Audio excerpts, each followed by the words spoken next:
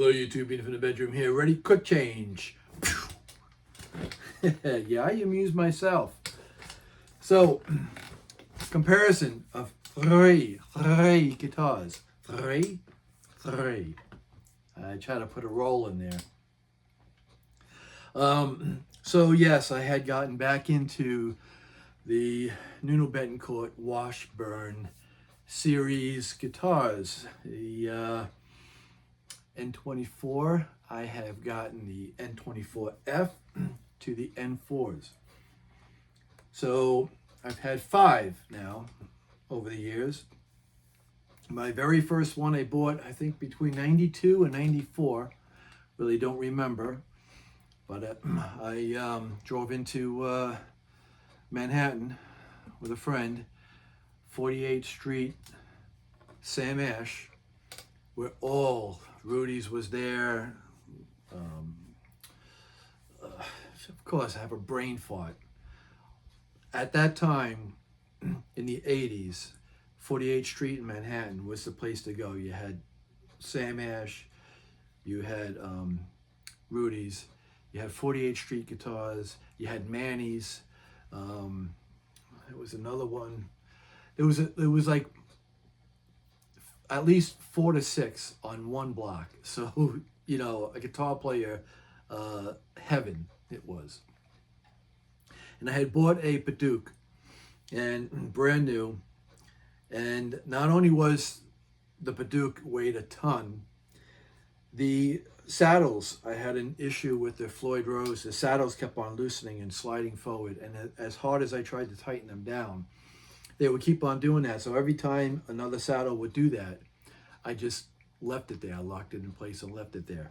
So I could never get the intonation from the 12th fret up.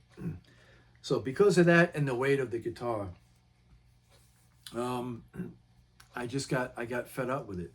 And I bought that because I found a used Washburn, natural one, at a music store on Long Island, Lake Grove. And the manager was a guy I know, and I was playing it, and I really liked it. He said, I can give you a sweet deal on that. But the natural wood, I mean, it's just wasn't something that I was used to. And I don't even think I know. I didn't even know it was a Nuno Betancourt signature guitar. I didn't even know who Nuno Betancourt was at that time. I didn't know who Extreme was, you know, at that time. So, you know, I just liked, you know, the small body, the double humbuckers, the Floyd, ebony fingerboard, which was rare in those days to find a guitar with an ebony fingerboard, let alone a Strat, and the Stevens Cutaway. So I kind of like hesitated, and then when I went back to buy it, it was already gone. And that's what prompted me to buy the Paduk one in Manhattan, because no one else on Long Island sold the Washburn N4.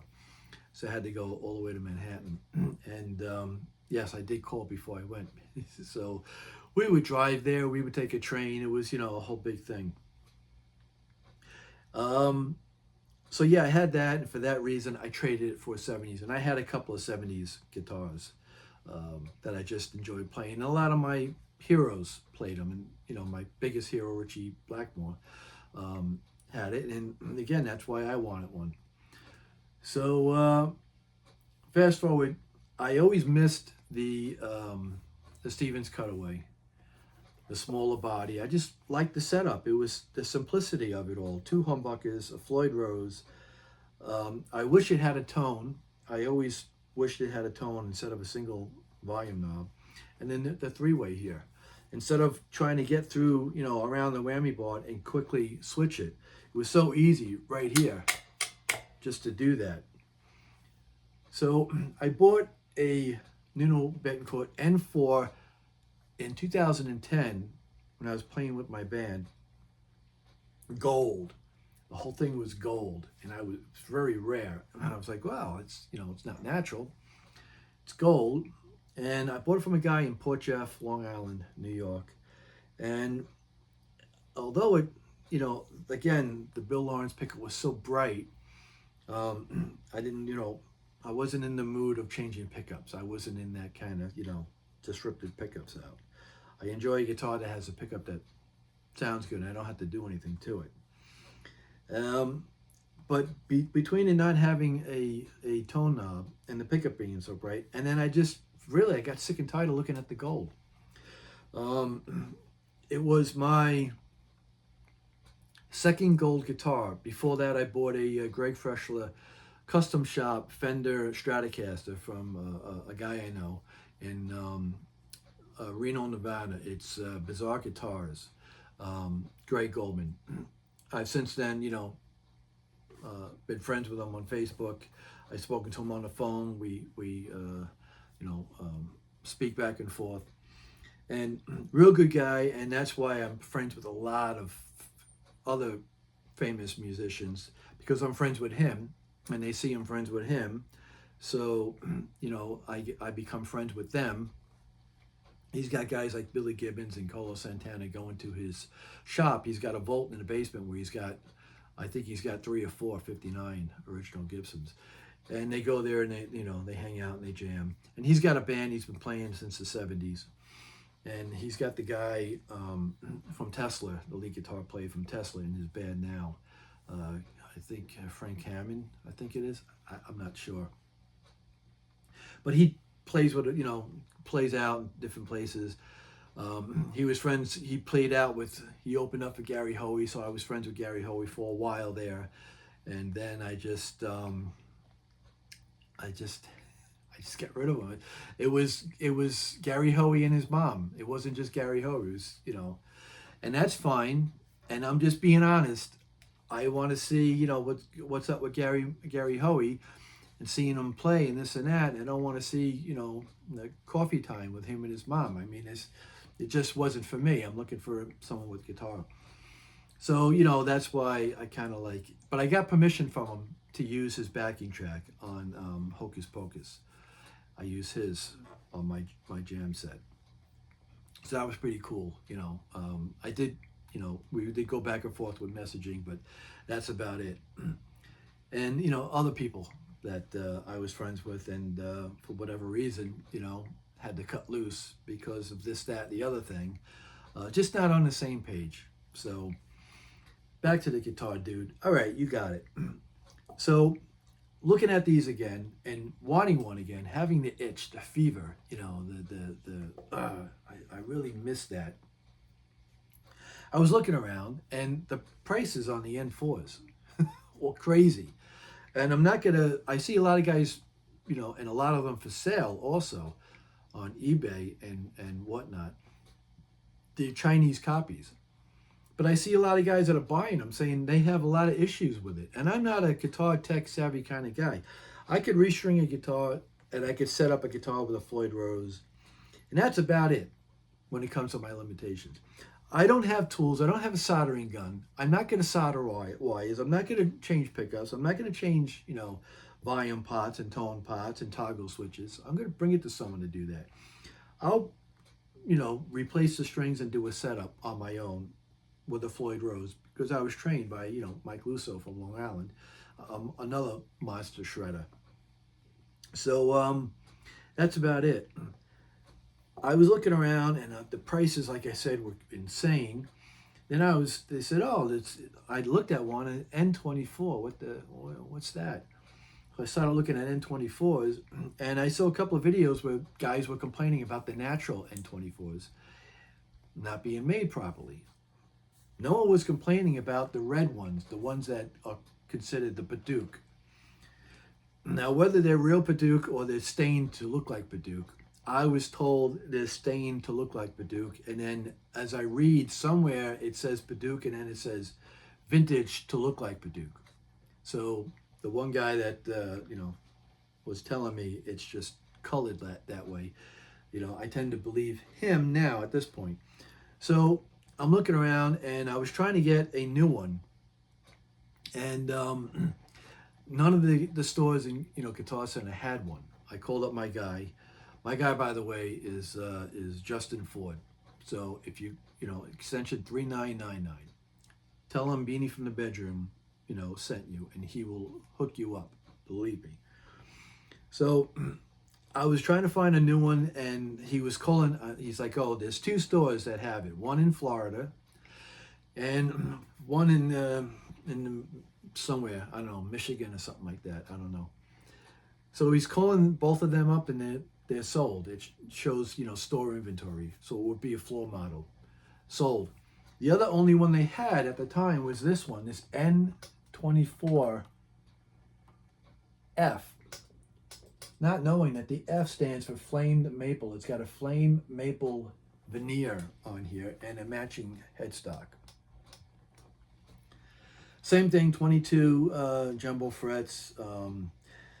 Again, I've seen where it says ebony fingerboard and rosewood fingerboard. So it's a very dark fingerboard. I tend to think it's a very, very dark and thick slab of rosewood. All I know is that it plays really good. It sounds good. It's smooth. That's why I like ebony. It's smooth like ebony. Ebony I like because it's brighter. You get a darker tone from rosewood, but regardless, I was like, okay, this is sweet, and it's got the Stevens cutaway. Floyd Rose, dual humbuckers. And it comes with the Bill Lawrence 500, L500. And I also believe that there's different levels of the Bill Lawrence pickup. The one that this guitar came with in the bridge, and then it came with a Washburn in the neck, not a Duncan 59. That was crap. It sounded like warm and woolly and had no bite to it. Almost as if the tone, if you had the tone down.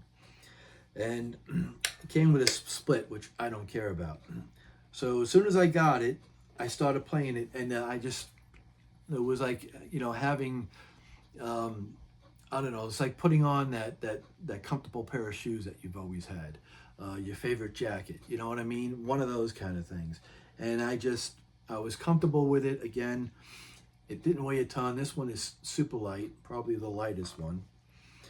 Then I was like, really didn't care for the pickup. So yeah, I replaced the pickups. I put a tone zone in here. That's like 14 ohms plus. And then I put a Stu Mac 70s distortion pickup here. That's like 13 and change ohms.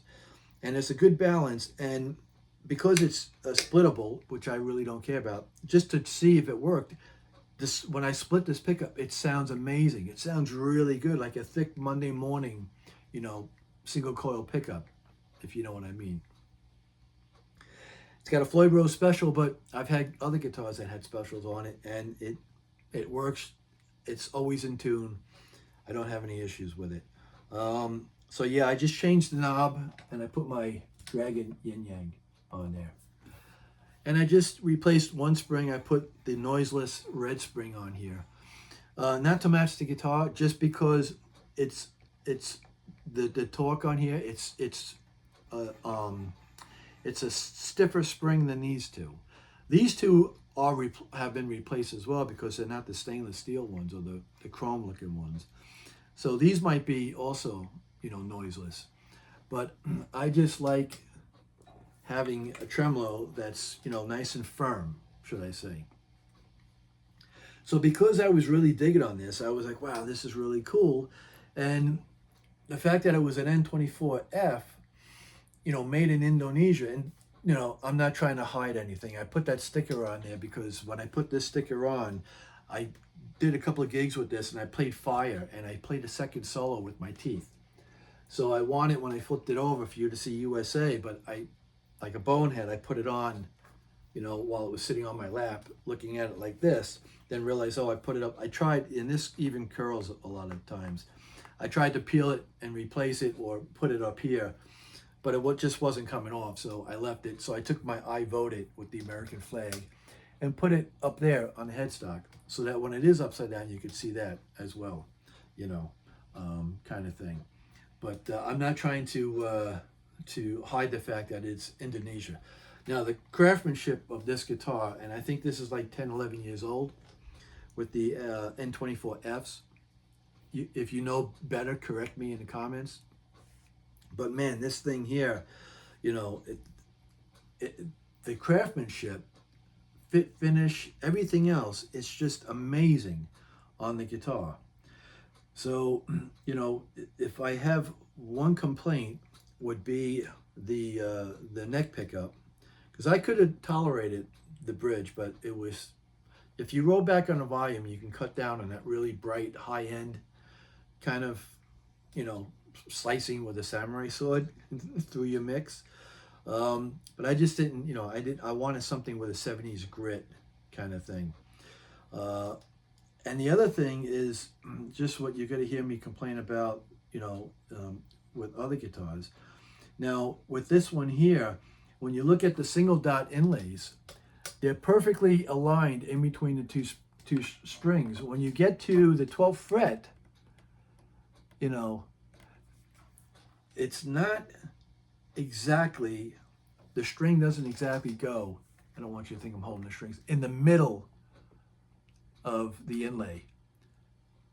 One kind of goes a little bit more to that side. This one is a little bit more to that side, not even really on top of the two dots at the 12th fret. Besides that, yes, everything else on this guitar is amazing. Love it. So this fired up the bug to want to get another N4 USA made. So I did. I grabbed this one, brand spanking new, Washburn N4 Swamp Ash. Now I got this along with that one from my buddy, my gear advisor, Justin Ford. He hooked me up with this. Got a great deal on it, and as soon as I opened it up, you know, I'm looking at it. I'm like, wow, this is really cool. But the first thing I noticed is that the glue on the frets, you could see it. You're not going to see it on the camera. But you could see it coming out around the fret. Now they are rounded, like very dressed, very well dressed frets on here.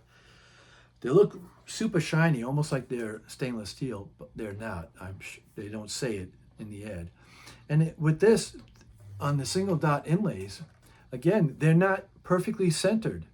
They're closer to this side of the neck and farther away from this side. And as you get down to the 12th fret, again, the strings, I don't want to be touching them.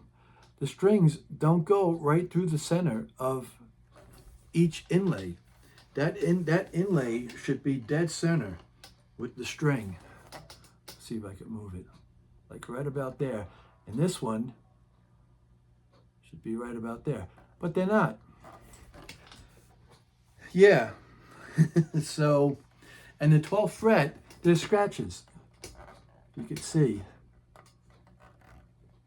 It looks like, see it? Scratching, like sanding scratches in between there, like someone rubbed it too hard with something. So yeah, light. It's got a little bit more weight than the N24, but still light. Floyd Rose on here, and I had complained about this before.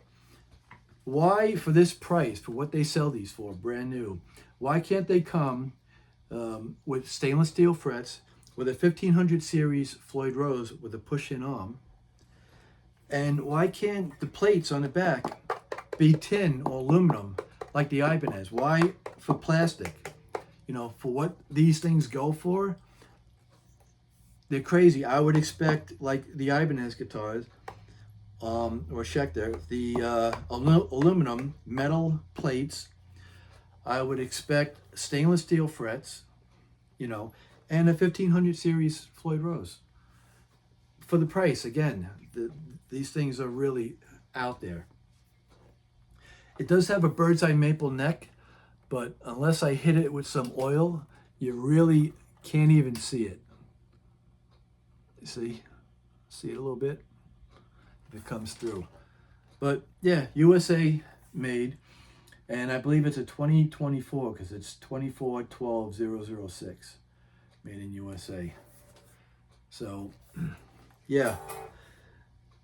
Now this pickup, 2 years, you know, 2024, Bill Lawrence, Sounds different than the Bill Lawrence 500 USA that was stamped on it. This doesn't have that. So it doesn't say that on the pickup. Sounds different than that pickup. Now, I still wanted a Paduke, and I was looking around before I bought that one. Couldn't find one anywhere. Couldn't even find a new one because they were out of stock. That was the only one that was in stock. You couldn't get the vintage ones. You couldn't get the ones with the N4. You couldn't get the Paduke. You couldn't get the N24 that's natural. Only, the ones that look Paduke. And then wouldn't you know it, as soon as I buy that one, this one pops up. So yeah, now from what I recall, this may be a 2022 because it's 22-12-006.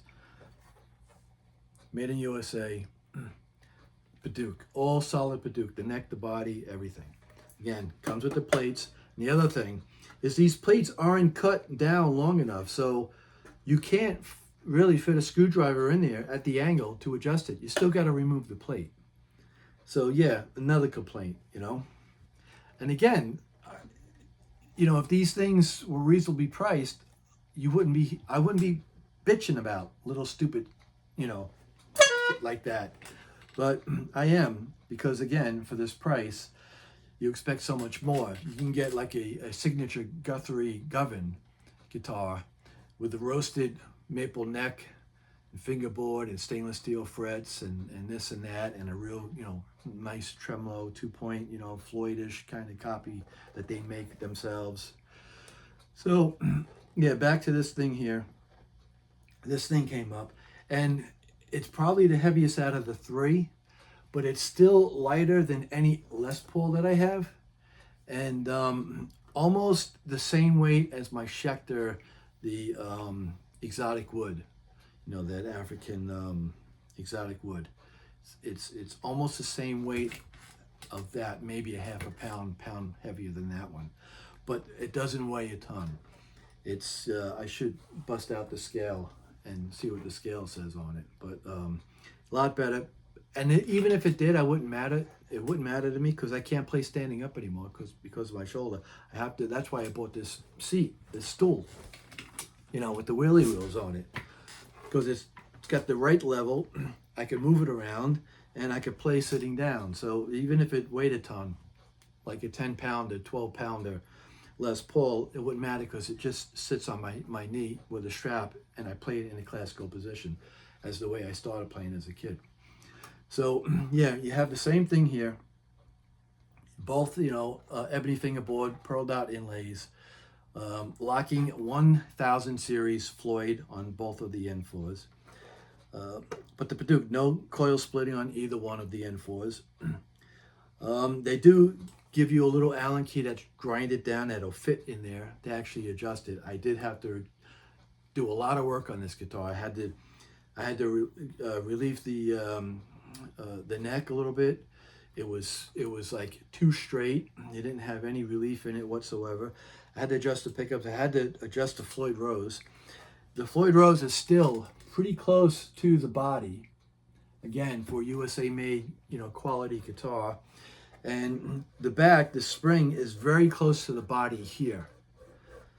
I show that in one of my videos.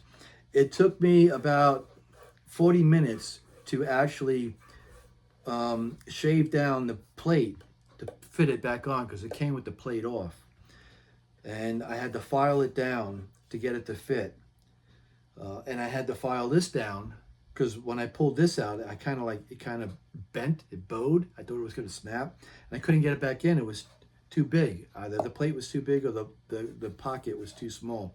So I had to take a file to this and file this down just to get it to go back in because I like the covers on, especially on the back. Again, I think it's a warmer sound. But yeah, and the again, the strings just don't light up. They just don't line up with the inlays. So they're not dead center, and on the 12th fret, they don't go exactly in the middle of the fret. The string doesn't go in the middle of the inlay, as it should. Besides that, I had to spend a good part of my day working on this, getting it just right. And although it's still not 100%, because you could even see like where the bridge lines up with the pickup. For USA made guitar, I expected much better quality. And I didn't get it. I just didn't get it with this, with either one of the N4’s USA. The Indonesia one, you know, for the inlays not to be perfectly straight, I'm not really, the single dots are, but the 12th fret isn't. But that's not a deal break. It's not, you know, again, I'm just I'm nitpicking little things. Again, if you're going to spend, you know, 26, 27, 2,800 for a new one of these, and you're going to spend 25 for a used one, and you get something like this, you're like, what the is going on? Like, you know, this is a USA made guitar. This is, you know, what happened to, you know, pride in their craftsmanship. So yeah, it just you know, didn't do it. But yeah, we'll see. You know, we'll see how they hold up. So yeah, this one here, because of that, everything is good with it, and no complaints. Should I play something? It's like 26 minutes. Should I play something? Maybe I should play something that, like, the loop just keeps on going, and I could like switch in between guitars. Let's see what's on here. Here we go.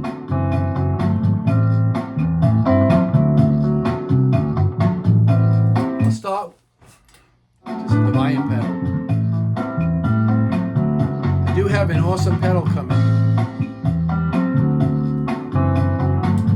I got the MXR Rockman X100. Yeah.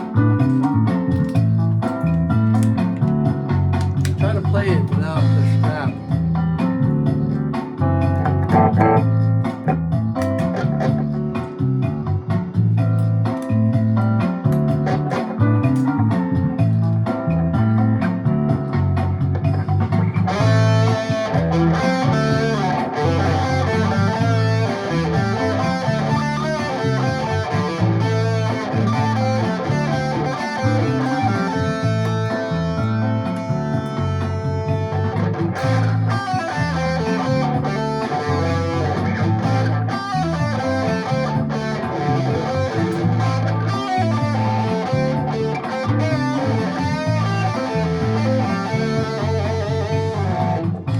Bits at a time.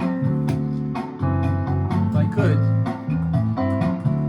I'll do it in the order I bought them.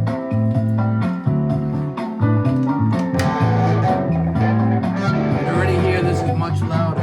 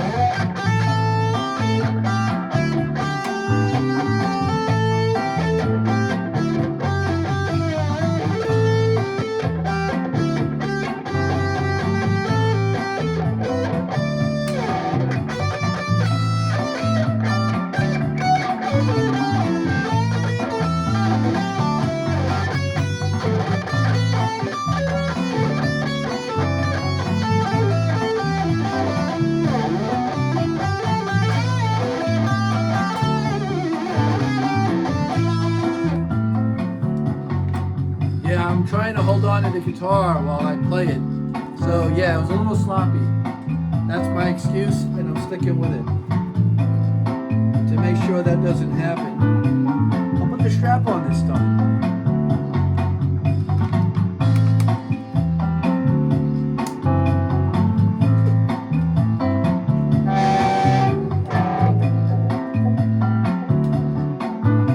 Timing is everything.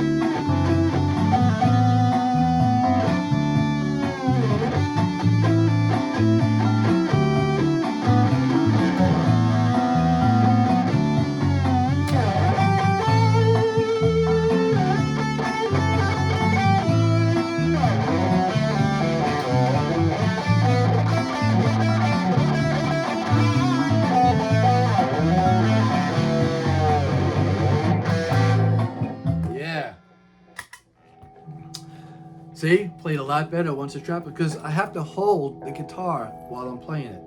Again, that's my excuse, and I'm sticking with it. So, and I'm sure you're not going to be able to hear it on this video, not only because YouTube compresses all the videos, but I don't have any, I'm just going right off my phone. I don't have a mixing board. I don't have a mic in front of the amp. I'm going right through my pedal board into my amp. No processor, no, $1,000, soundboard, no, nothing. But there is definitely a tonal difference in the pickup, the Bill Lawrence pickup in this guitar than the one in the Swamp Ash. Now, it could be the exact same pickup wound with the exact same gauge wire and length of wire, and it could just be the wood because, there's different tones in the wood. That's a lot brighter. This one is like really good, perfect, almost, I like it that much for the Bill Lawrence.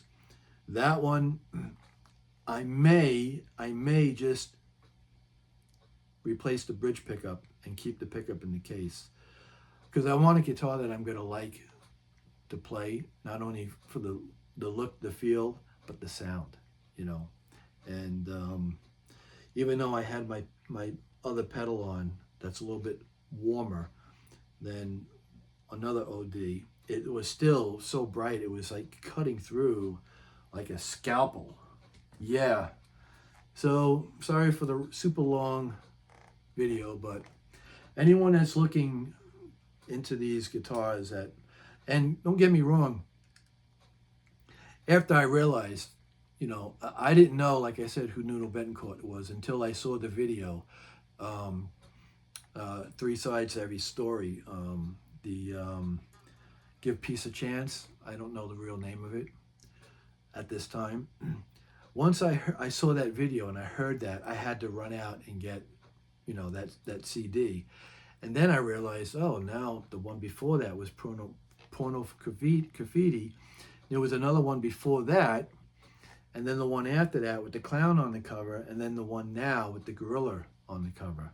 I like the Porno Graffiti and Three Sides to Every Story. That's my two favorites right there. And so now I could say I'm a Nuno fan, and I think he's a monster guitar player. I think he's underrated as being on the top 10. And I think he has a good guitar if the quality control was a little bit better. And I kind of ripped on a comment where this guy Shredder, I think he's also from Florida, Master Shredder or something, Master of Shred, big stocky guy, ripping on another guy that Nuno, he had Nuno's guitar before it was sold to someone else and then sold back to Nuno, saying that it was a lie. And I'm like, that's not cool, because the guy had to make a video to prove he wasn't lying, that was his guitar. And then, I saw another video prior to that video where some guy bought the Paduke body, the original one with the black lines going through it, from a guy at a trailer park, met him in a parking lot, parking ride or something, and I think it was like $20-25. Got just the body with the pickups in it. I don't even know if it had the Floyd Rose on it, and I don't remember. But he reached out to Nuno and went to his house and gave it back to him. And it from what I could tell on his video, Nuno was a bit of a dick to him, making him wait outside and this and that, and then giving him the one guitar he had, for the albums and on live shows, it was a one of a kind at that point, and just gave him the body. And in return, I would have, let me give you one of my Paduke N4’s in replace of this one. And just gimme. You know what I mean? I won't take anything, I won't give you anything back in return. It was just not a good gesture in his behalf. Almost like when Sammy Hagar said he went to a music store and stole a Gibson Les Paul from the wall when the guy went in the back. Did he ever go back when he became rich and famous and pay that guy for that guitar? See, it's the, you know, it's not so much of what you're known for. It's what you do in life. And I didn't even say that right. So come on, remote. Have a good day and a better tomorrow.